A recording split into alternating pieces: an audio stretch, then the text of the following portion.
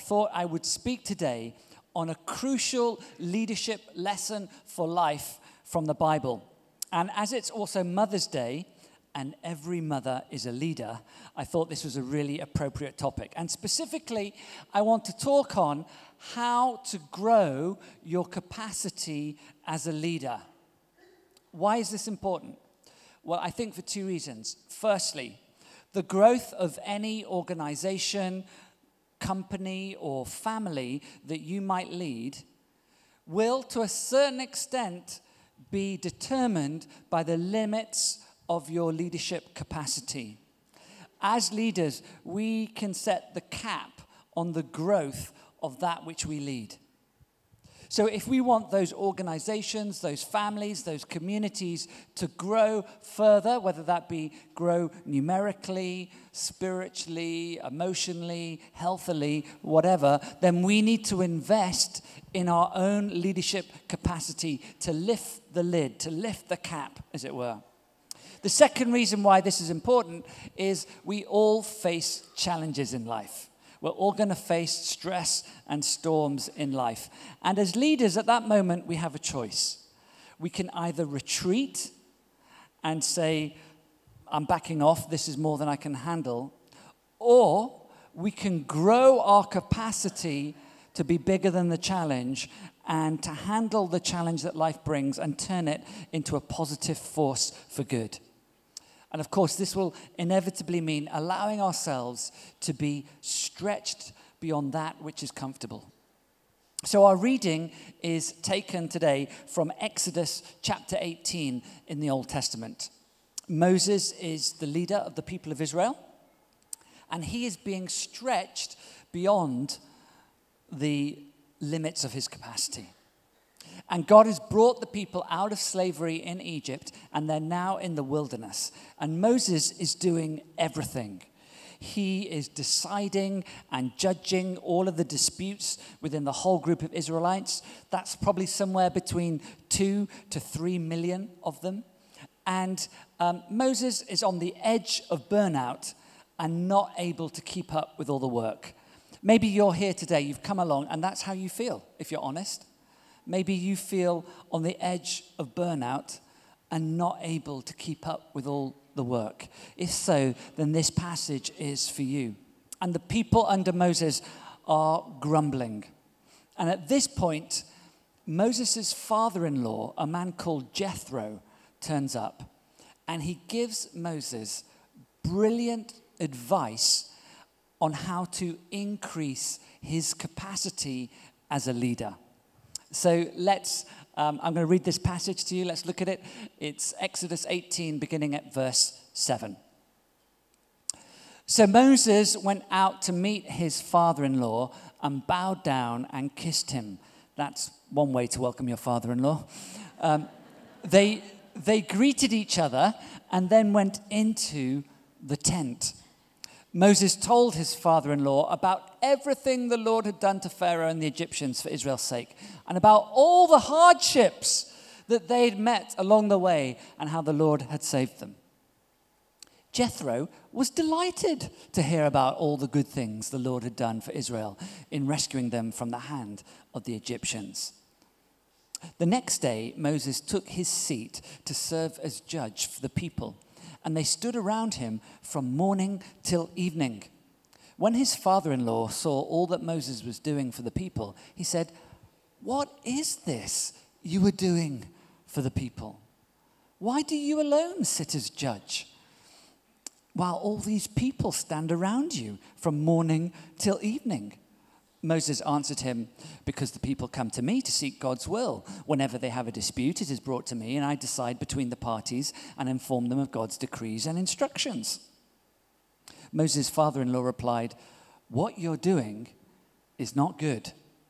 You and these people who come to you will only wear yourselves out. The work is too heavy for you. You cannot handle it alone.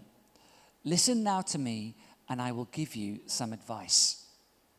And may God be with you. You must be the people's representative before God and bring their disputes to him. Teach them his decrees and instructions and show them the way they are to live and how they are to behave.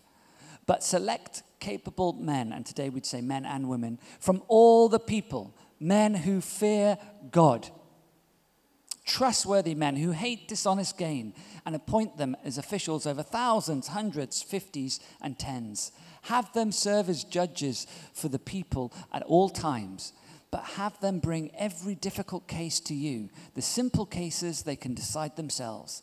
That will make your load lighter because they will share it with you. If you do this, and God so commands, you will be able to stand the strain, and all these people will go home satisfied. Moses listened to his father-in-law and did everything he said. So, how can we grow our capacity as leaders? I'd like to pull out 5 things from this passage. Number 1, identify your Jethro. Identify your Jethro. Verse 7. So Moses went out to meet his father-in-law and bowed down and kissed him. They greeted each other and then went into the tent. The New Living Translation here says, they asked about each other's welfare and then went into Moses' tent. Who is your Jethro? Who is caring for your soul? Before Jethro gave his advice to Moses, they asked one another about their welfare. We need people in our lives who care about us. And we need to be the person in others' lives who care about them. In a sense, every mother is a Jethro, or a Jethrina, maybe you might say. Is that a name? I'm not too sure. If you don't have someone, then I recommend you find someone. When I was in London, my Jethro was Nikki Lee, as in Nikki and Silla Lee of the marriage courses. Why did I choose Nikki Lee as my Jethro? Well, firstly, I knew he's a very loving guy, so therefore I could trust him. Secondly, he is wise and a little bit further on in life. And thirdly, and very importantly, he makes an amazing cappuccino. So every 2 weeks, I would go round to his house for 1 hour. He'd make me a cappuccino. I'd just be amazed at his barista skills. And then he'd sit me down and say, so Miles, how are you? What's going on? And he'd ask about me and my family. Then he'd often pull something out of the scriptures and then pray for me. Who is your Jethro who's caring for your soul? It doesn't have to just be one individual. It can also happen in a small group. We can work through personal issues and grow our capacity if we're connected into a group of friends who look out for one another and who encourage each other onwards. Bishop Sandy Miller says this: people grow on a diet of undiluted encouragement. It's why I really recommend that you join a connect group. And there are often, aren't there, too many voices adding pressure and stress in our lives, competing for our attention at work or at home. And Moses' problem was that he was listening to everyone, all day, every day. We must determine which voices to listen to. Verse 19, it says this. Jethro says, listen now to me, and I will give you some advice, and may God be with you. You decide who your mentors are when you determine whose voice you will listen to and whose advice you will follow. Now, they may live on the other side of the world, or they may have lived centuries ago, but they can still be a mentor. They can still be a Jethro. And Moses knew he could trust Jethro. So he gave him the right to speak into his life. We need people who have the right to speak into our lives. Another person has spoken into my life is Nicky Gumbel, the pioneer of the Alpha course. And I remember once I had this really difficult decision to make regarding the team I was leading. And I thought I knew what to do, but it would have implications for one member of the team that I knew they might find hard. So I became crippled in the decision, really. I didn't know what to do. So I went to see Nicky to ask his advice. And he gave me this brilliant piece of advice. He said, okay, Miles, in this situation, you need to ask yourself 2 questions. But the order in which you ask them is crucial. He said, number 1, you have to ask this question first. What is the right thing to do? The best thing. And then secondly, and only secondly, ask yourself this question. What then is the most pastoral way to implement the right thing to do? Don't muddle it round and ask that second question first. You'll never do the right thing. What is the right thing? And then what is the pastorally most sensitive way in which to do it? It was brilliant advice because I'd given him permission to speak into the situation. And, you know, if somebody gives you that permission, it's hard to speak into someone's life if they're defensive, if someone refuses correction or advice, or if they've already made up their mind and they're unteachable. We need to be disciples. The New Testament word for disciples is methetes. It literally means learners. But to be learners, we have to be undefended and open-minded. Undefended and open-minded. And wise counsel must be invited and accepted. Identify your Jethro. The second way to grow your leadership capacity is this. Grow your perspective. In verse 8 and 9, we read this. Moses told his father-in-law about everything the Lord had done to Pharaoh and the Egyptians for Israel's sake, and about all the hardships they had met along the way and how the Lord had saved them. Jethro was delighted to hear about all the good things the Lord had done for Israel in rescuing them from the hand of the Egyptians. Do you know, if we allow them to, the challenges and stresses that we face, they can rule our mind, they can rule our emotions, and they can dominate our conversation. When you're faced with hardship, choose to keep a healthy perspective and don't lose sight of God's blessing, even in the midst of struggle. How do we do that? Head to God's word. For example, the Psalms are full of fantastic perspective shifters. I think of Psalm 103, verse 2. It says, "Bless the Lord, O my soul, and forget not all his benefits." Choose to focus your mind on the good things in your life, and it will bring a perspective that grows hope in spite of the situation.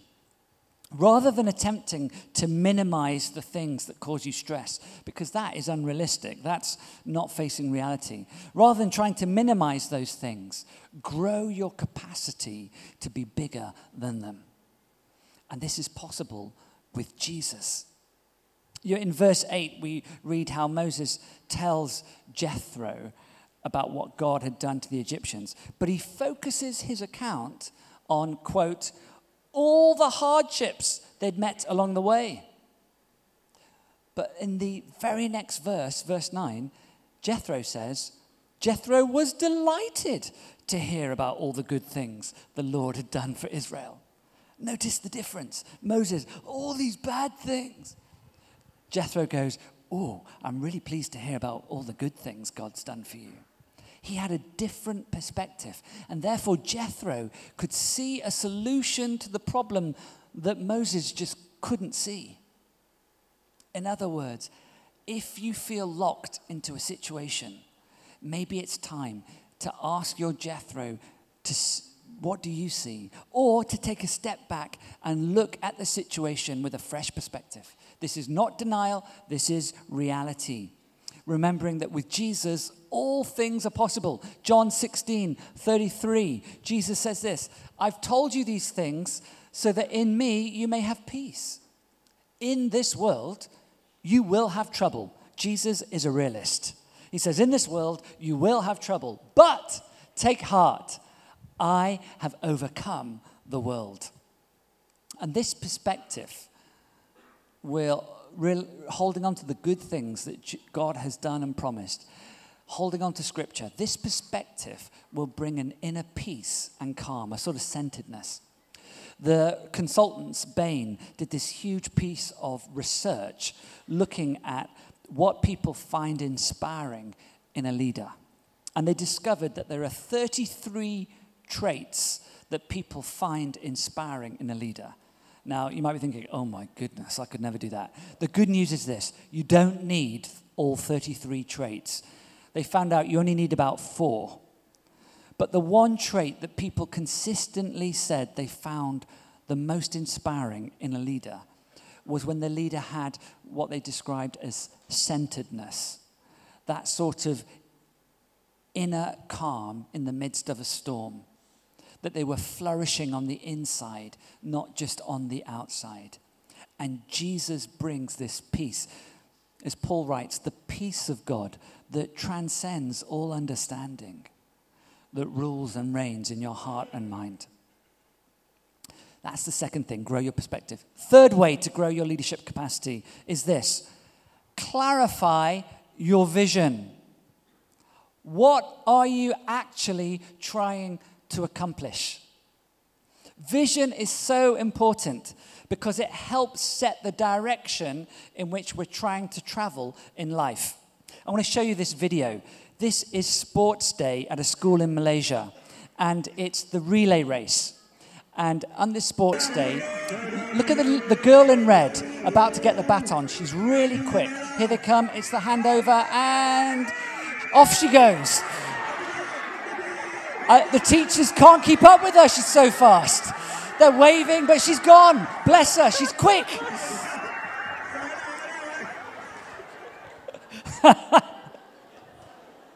That girl was giving it all. She was so fast. The quickest on the pitch. She's just heading in completely the wrong direction. Sometimes I feel like that girl in red. Vision helps set the direction. What are we trying to actually do? Moses was trying to lead the people of Israel, and he's trying to help them, serve them by hearing their cases and making wise judgments. Interestingly, 400 years later, in Judges chapter 4, we read of Deborah doing exactly the same for the people of Israel. And this shows that even in Scripture, leadership is both male and female. But here, in the midst of all the busyness of all the work, Moses had sort of lost sight of the bigger picture. Verse 13, we read this. The next day, Moses took his seat to serve as judge for the people, and they stood round him from morning till evening. When his father-in-law saw all that Moses was doing for the people, he said, "What is this you are doing? What is this you're doing?" Jethro asked Moses what his end goal is, and he questions the method by which Moses is trying to achieve the goal. We must ask ourselves, what am I really trying to accomplish? Am I using my time and energy wisely? Are my methods actually accomplishing the end goal? You know, we can become so busy in the tasks that we can lose sight of this. Listen to the words of Jethro. And if you're part of a team, decide that everything you do will work towards achieving the goals that your team is focused on, and clarify your vision. The fourth way we can increase our leadership capacity is this: stop the unnecessary. Jethro advises Moses on the things that he should delegate to others, as well as what Moses should focus on instead. Because here's the thing, a leader cannot keep doing more of what is important unless they are doing less of what is unnecessary. A leader can't keep doing more of what is important unless they are doing less of what is unnecessary. And there will come a time, if you want to grow your capacity, when you will have to release things that are no longer necessary to hold on to. So how can we identify the unnecessary? Well, ask yourself questions like this. Is it something that only you can do? Is it essential to what you're trying to achieve? Does it distract you or others? Does it create a disproportionate drain on resources? And here's a great question. If somebody succeeded you tomorrow, what's the first thing that they would stop? In order to grow, you've got to let go. There's a soundbite right there. In order to grow, you've got to let go. I've used this analogy before, but it's really good.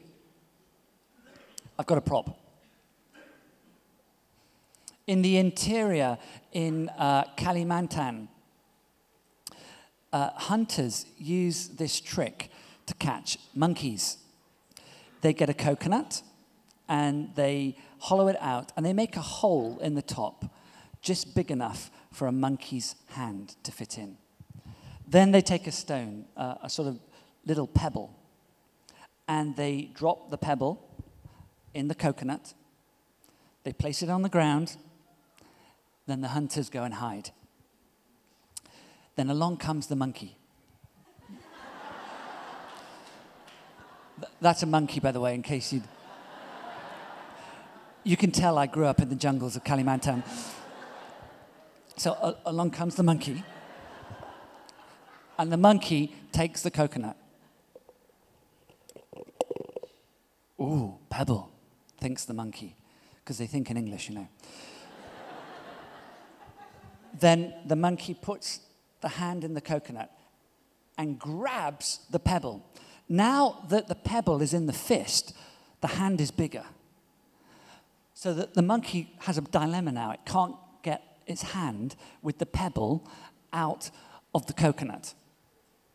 At this point, the hunters move in.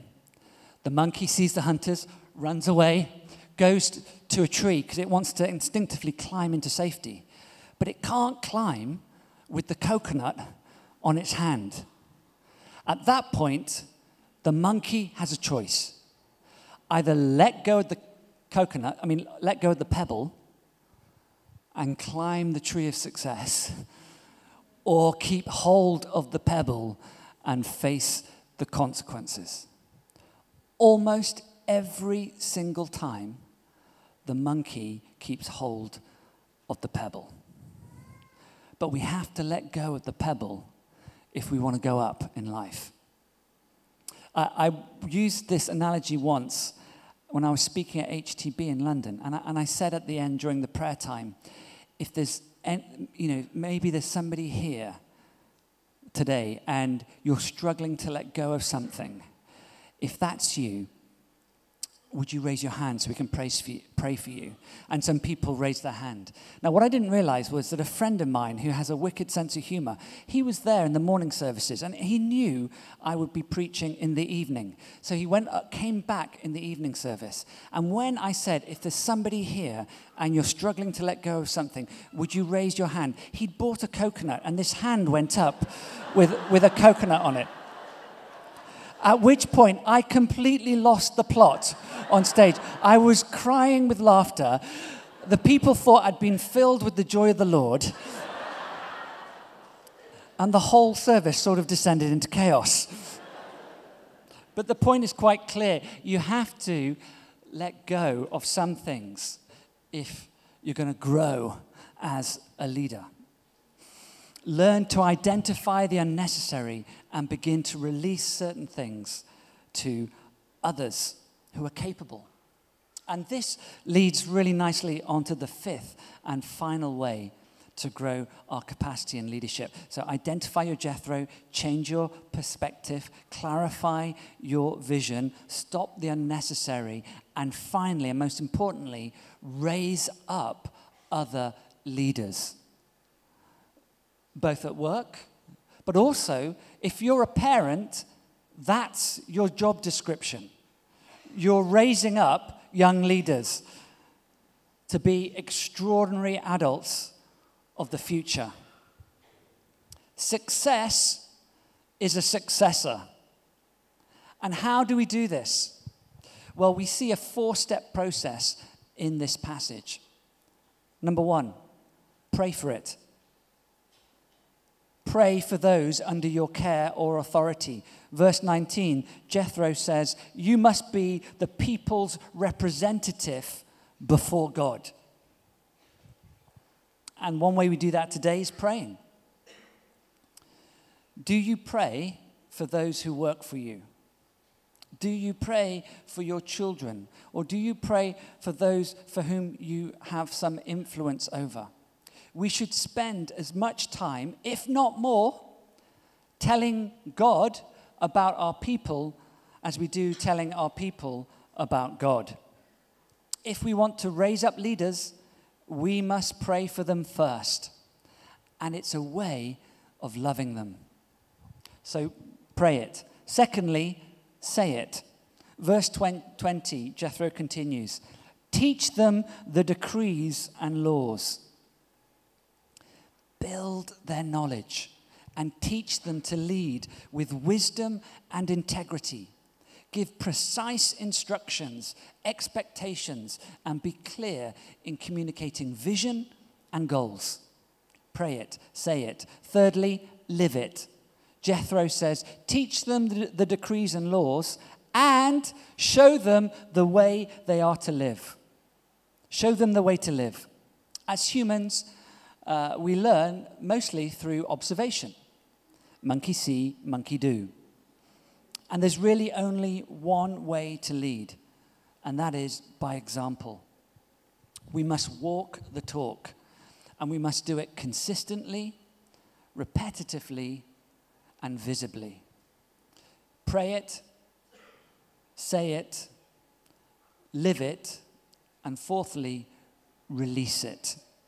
Verse 21 says this, but select capable men from all the people, men who fear God, trustworthy men who hate dishonest gain, and appoint them as officials over thousands, hundreds, fifties, and tens.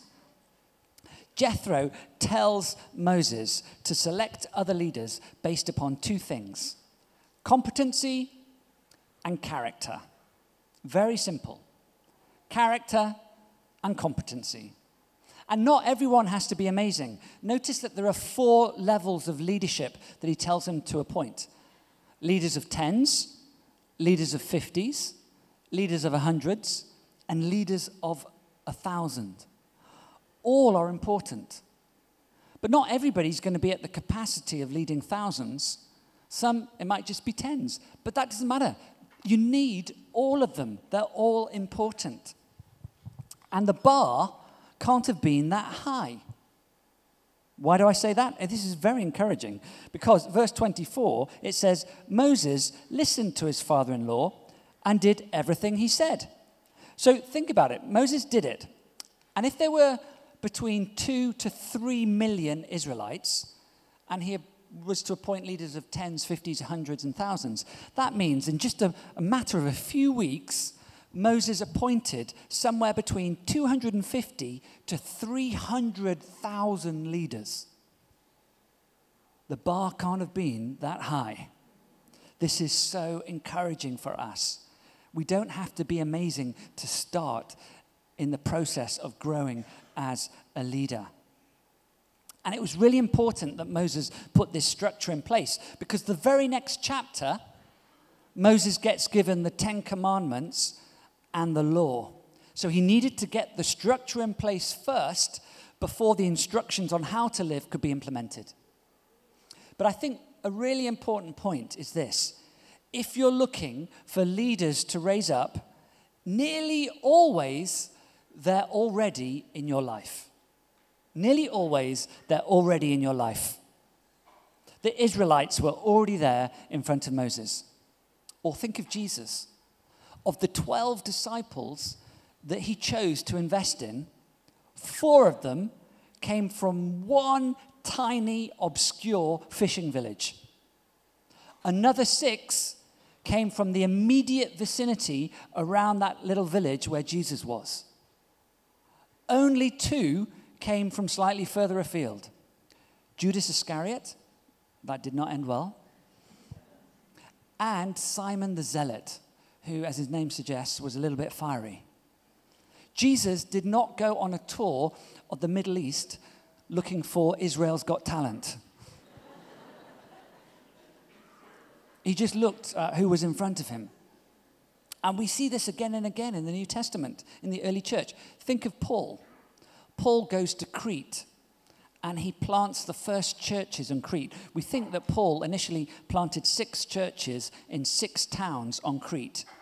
Then he appoints this really young guy, Titus, to be like the first bishop of Crete. And he writes the letter to Titus in the New Testament.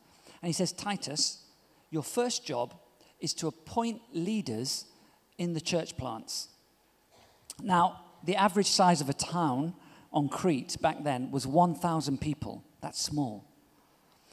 And the average size of the church plant was probably somewhere between 20 to 50 people, probably closer to 20. So think about it. Titus has to choose a pastor for each of those 6 plants. And he's got, from a town of 1,000, just 20 to choose from. It is not a big talent pool. That's why Paul gives him pretty basic criteria. He says, make sure that they have just one spouse. In other words, they're not a polygamist. Good start. That they believe, they love the Lord. That's a good start. And then I love this bit, that their children aren't known for being excessively wild. Such a relief as a parent, isn't it? They don't have to be perfect, just not known for being wild. Then he says that the leader is not prone to excessive drunkenness or violence.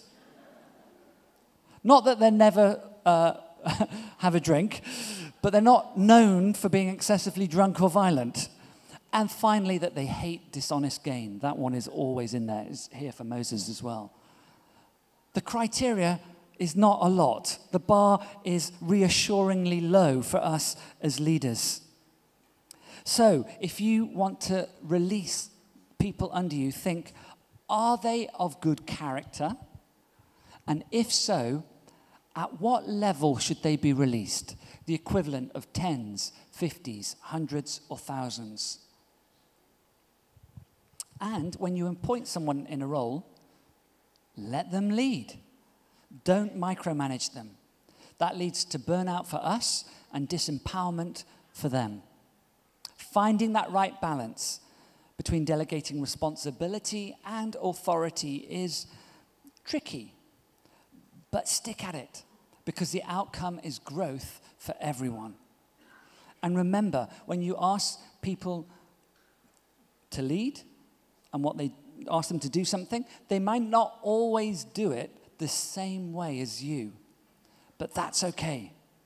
Raising up others is the greatest legacy you can leave. And keep it simple. Character and competency. When we were moving here in August 2014, with just this vision, this idea to start HTBB and the Alpha Hub for Asia, Sarah and I managed to recruit a small and very, I think, talented team to come with us, to leave the life that they knew in London, to go and start life in a place they'd never even been ever before, here. And somehow we managed to convince some crazy people to do it. And we needed a worship leader. And that proved quite tricky to find. And then somebody suggested Stu McElrath. And we didn't know Stu, so we asked around people that knew him, what's Stu like? What's Stu like? What's Stu like? And they all said the same thing. Oh, he is a person of real integrity. They commented spontaneously on his character. We met up with Stu very briefly at the cafe at HTB in London. I had one coffee with him, and at the end of that coffee said, "Hey, do you want to come to Malaysia?" And amazingly, he went, "Yeah, okay." And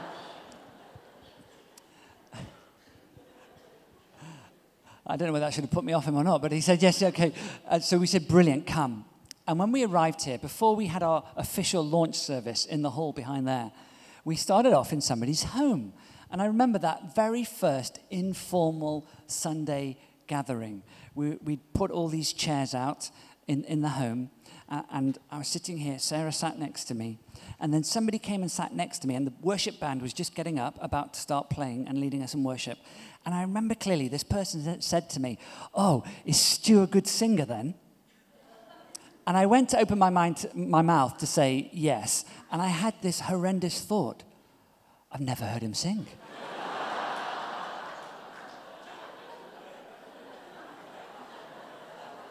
I thought, oh no, it's too late. And I turned to Sarah and said, "Can Stu sing?"